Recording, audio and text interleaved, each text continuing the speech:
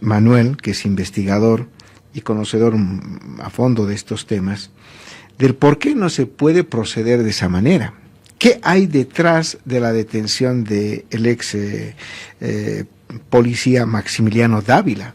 Tomando en cuenta, Manuel, que desde el año 2011 hay denuncias, incluido señor Dávila, de 5 altos jefes policiales involucrados en temas de narcotráfico o con carteles de la droga. Sí, mira, en cada caso ha sido diferente, ¿no? Cuando el general Sanabria es detenido en Arica. Ese es el primer caso. Sí, el primer caso, ¿no? Sindicado de querer llevar droga a Panamá, está encarcelado y ahí murió, digamos, un solitario, ¿no? Un general solitario, porque dicen que ha hablado, que ha dado pruebas, en fin, pero el general Sanabria hizo algo ilógico, intentar llevar droga a Estados Unidos por el norte, ¿no? O sea, algo que desde el 2008 se ha ido cerrando porque Bolivia ha hecho una transición.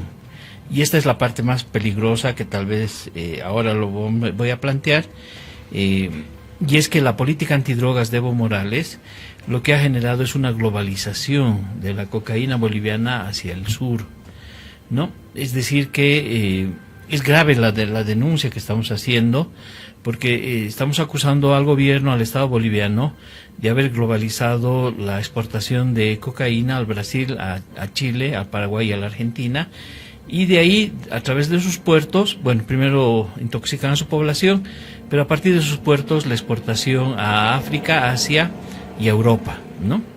Entonces, este viraje ha hecho que ya no se lleve cocaína a Estados Unidos. Brasil es el segundo consumidor mundial, ¿no? Entonces, esta globalización ha hecho que lo de Sanabria sea pues un solitario, ¿no? Que va. En el caso de Nina lo acusan, lo encarcelan y está ahí, ¿no?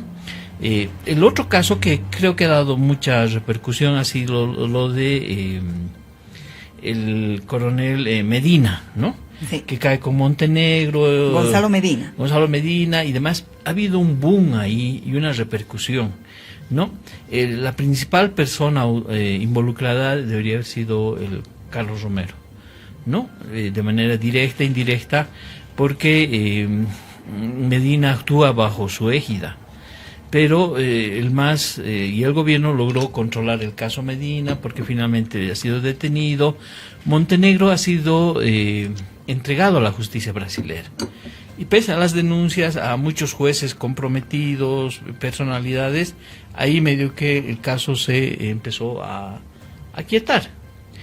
Ahora viene el tema de Rojas, que es el detenido en Colombia, al cual un reportaje periodístico le acusa de ser el Pablo Escobar boliviano, algo que es desproporcionado, pero hay un informe de la DEA, ¿no? Y esto ha generado un impacto tipo dominó o tipo tsunami en Bolivia, y claro, por supuesto, el efecto concreto ha sido la detención de Dávila, que si ustedes ven y analizamos un poquito más fríamente, lo que se lo acusa a Rojas y esas declaraciones contra Dávila son parte de un proceso investigativo fuera del país. Pero el gobierno boliviano actúa de manera inmediata, ¿no? Es como cuando estornudan allá y acá ya están resfriándose. Entonces generan la detención de Maximiliano Dávila, que podía haber salido del país, detenido afuera, ¿no? Claro, la DEA se lo hubiera comido, pero el gobierno boliviano lo detiene aquí, ¿no? Y ahí es donde vienen estos problemitas, ¿no? Ahora, ¿cuál es el efecto, digamos, no? Ya les he dicho, con Sanabria no pasó nada, con Nina no pasó nada, con Medina sí pasó cosas muy graves, ¿no? Fue terrible lo que pasó con Medina por la cantidad de personas implicadas, todo eso, pero ahí se controló, se enfrió. Con Dávila sucede otro fenómeno que va a ser absolutamente distinto. Y ahí vamos a entrar a ver lo que Moira dijo en algún momento, que estamos, como esto ya es sistemático, no son casos aislados, no son Sanabrias aislados, sino que esto es ya una cadena, y por los las complicaciones que hay con los órganos del Estado plurinacional involucrados o que se han ido involucrando, y por la acumulación de casos policiales, de narcos, es que estamos frente a la posibilidad de la emergencia de un Estado narco, ¿no? Es decir, es una categoría nueva, ¿no? Moira lo mencionó, yo lo ratifico, que cambia el escenario, ¿no? Porque aquí habría, sí es cierto que ha habido una globalización de cocaína hacia el sur, que cambia la geopolítica del narcotráfico. Esa es la obra de Evo Morales y de su gobierno. Y el hecho de que estemos frente a un Estado narco, eso está generando una crisis que la quiero explicar en qué magnitud va. Por las relaciones, prácticamente no habría ninguna autoridad dentro de Bolivia que pueda hacer una investigación imparcial. Es decir, una investigación imparcial de varios de estos elementos. Por ejemplo, en el caso de Dávila sí hay un juez, seguramente el Ministerio Público, ¿no? Pero han emergido otros factores, ¿no? Por ejemplo, ¿dónde están los mercados legales? ¿Dónde yo puedo comprar la hoja de coca del Chapare? O sea, ya hemos pasado de la fase de decir el 94% de la hoja de coca del Chapare no ingresa al mercado legal, se acaba. Entonces la pregunta que hay, ¿dónde va? ¿Dónde está? ¿Dónde la puedo comprar? ¿No? Y no hay autoridad que nos pueda decir, investigar de manera imparcial. ¿O cuál es el nexo entre Dávila, Evo Morales y el tema del narcotráfico? ¿Quién le puede dar una válvula de escape a Evo Morales y decir, el expresidente ha sido investigado y por la evidencia que hemos logrado investigar, establecemos que Evo Morales no tiene ningún nexo con el narcotráfico? ¿Hay algún fiscal que lo va a hacer en Bolivia? ¿Hay algún juez que lo puede hacer?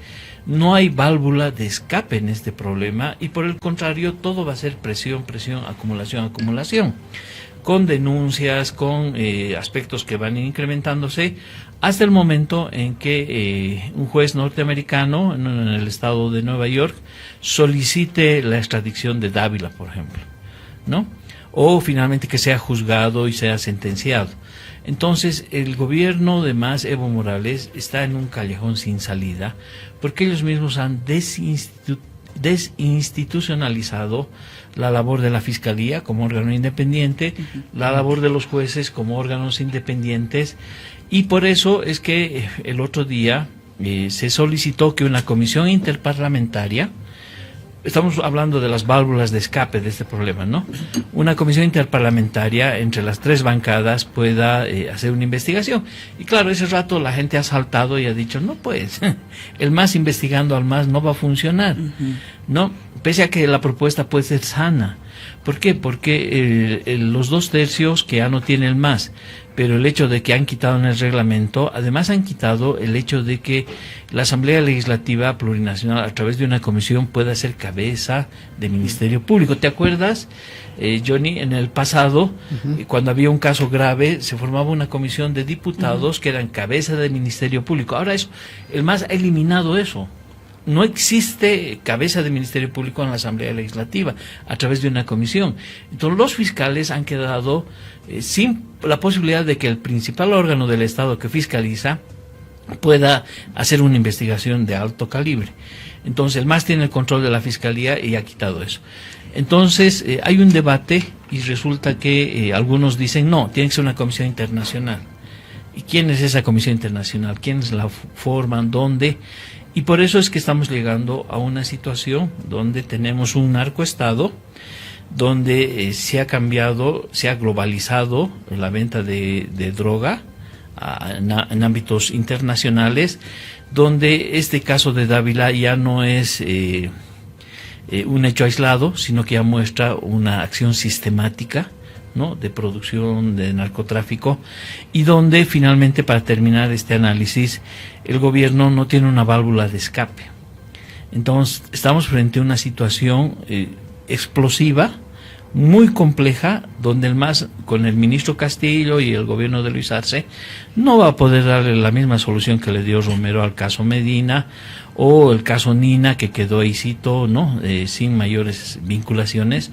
Y estamos en una situación donde este tema va a empezar a subir, se va a acumular, van a surgir nuevas denuncias, nuevos datos sobre narcotráfico, nuevas vinculaciones, todo eso. Y las 6 federaciones, Evo Morales y el gobierno no tienen una válvula de escape. Y por lo tanto van a entrar a una crisis de deslegitimación, y eso es lo que se viene con este caso, ¿no? Es lo que podría iniciar sobre este tema, ¿no?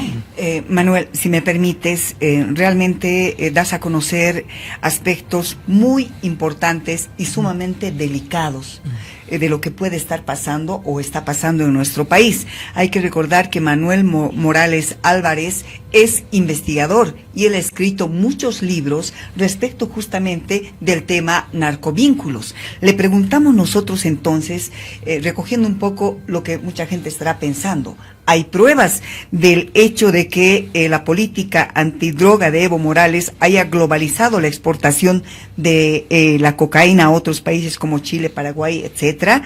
Y al mismo tiempo, si esto de la emergencia de un estado narco en nuestro país ya estaría como tal específicamente, o estamos aún en ese proceso. 2 preguntas, sí, cuyas respuestas ruego que sean puntuales, por favor.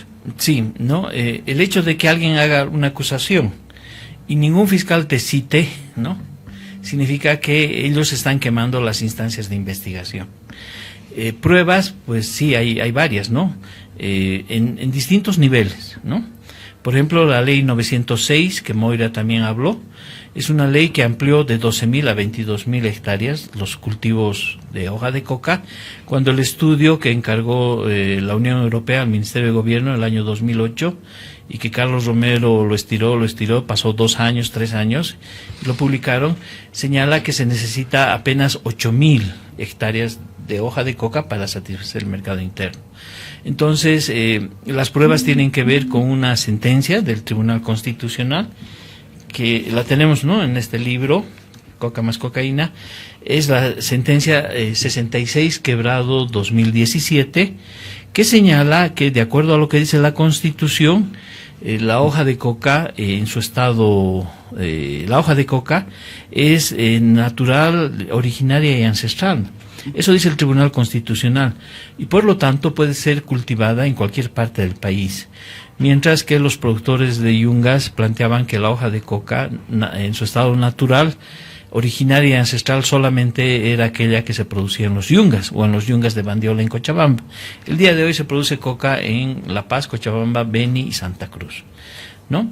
Y bueno, y el resto de los temas están también demostrados aquí, ¿no?, en el libro Narcovínculos, que a propósito les voy a obsequiar ahora, donde tenemos todos los nombres de los casos vinculados al coronel Medina, desde el narco Amauta, ¿no?, que lo posesiona Evo Morales, etcétera, etcétera.